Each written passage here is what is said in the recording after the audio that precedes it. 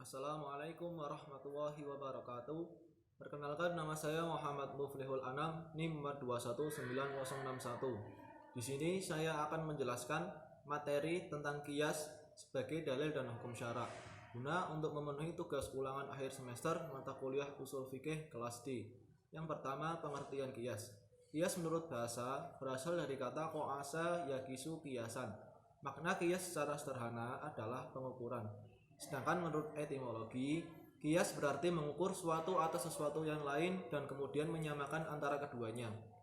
Selanjutnya, qiyas sebagai dalil hukum syara. Tidak ada dalil pasti tentang qiyas sebagai sumber dan dalil hukum. Selanjutnya, 3 pendapat tentang penerimaan qiyas. Yang pertama, qiyas sebagai dalil syara selama tidak ada dalil nas dan ijma'. Kedua, menolak qiyas secara mutlak Zahiriyah dan Syiah Imamiyah. Ketiga, menggunakan qiyas secara luas dan mudah. Dalil penolak qiyas, Quran surat Yusuf ayat 111. A'udzubillahi minasyaitonirrajim. Bismillahirrahmanirrahim. Laqad kana fi qasasihim ibratul ulil albab. Ma kana haditsan yuftara walakin tasdiqal ladzi baina yadayhi wa tafsila kulli syai'in wa hudan wa rahmatan liqaumin yu'minun.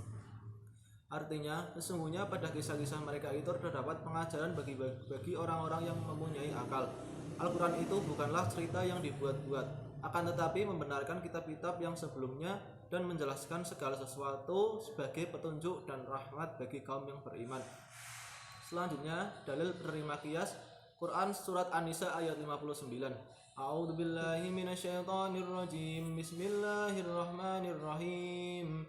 Ya ayyuhalladzina amanu atii'u Allah wa atii'ur rasul wa ulil amri minkum wa in tanaza'tum fi syai'in farudduhu ila Allah war rasul in kuntum tu'minuna billahi wal yawmil akhir dzalika khairun wa ahsanu ta'wila. Wahai orang-orang yang beriman, taatilah Allah dan taatilah Rasul dan ulil amri di antara kamu. Kemudian jika kamu berbeda pendapat tentang sesuatu, maka kembalikanlah kepada Allah dan Rasulnya. Jika kamu beriman kepada Allah dan hari kemudian, yang demikian itu lebih utama bagimu dan lebih baik akibatnya. Selanjutnya, rukun qiyas. Qiyas memiliki 4 rukun yang akan dijelaskan sebagai berikut. Yang pertama, as atau pokok, yaitu sesuatu peristiwa yang sudah ada nasnya yang dijadikan tempat mengqiyaskan. Yang kedua, furu' atau cabang, suatu peristiwa yang tidak ada nasnya. Ketiga, hukum ars, yaitu hukum syara yang ditetapkan oleh suatu nas. Keempat, i'lad, yaitu suatu sifat yang terdapat pada hukum asal. Dengan adanya sifat itulah ars mempunyai suatu hukum. Selanjutnya, pembagian qiyas. Qiyas dapat dibagi menjadi 3 macam, yaitu yang pertama, qiyas i'lad, ialah qiyas yang mempersamakan asal dengan far'u karena mempunyai persamaan i'lad. Yang kedua, qiyas dalalah, artinya qiyas yang i'ladnya tidak disebut, tetapi merupakan petunjuk yang menunjukkan adanya i'lad untuk menentukan suatu hukum dari suatu peristiwa. Yang ketiga, qiyas shibih. Qiyas shibih adalah qiyas yang far'u dapat diqiyaskan kepada 2 asal atau lebih, tetapi diambil asal yang lebih banyak persamaannya dengan far'u. Selanjutnya akan membahas tentang i'lad.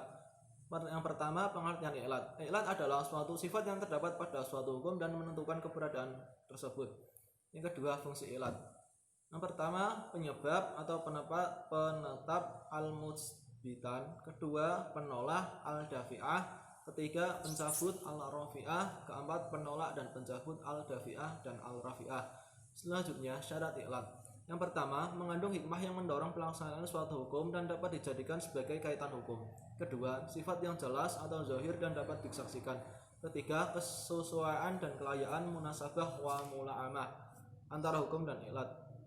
Keempat, mempunyai daya rentang muta'adiyah dan ditemukan pada as dan tempat lain. Yang terakhir, tidak ada dalil yang menyatakan bahwa sifat itu tidak dipandang sebagai ilah. Sekian yang dapat saya jelaskan, kurang lebihnya mohon maaf. Wassalamualaikum warahmatullahi wabarakatuh.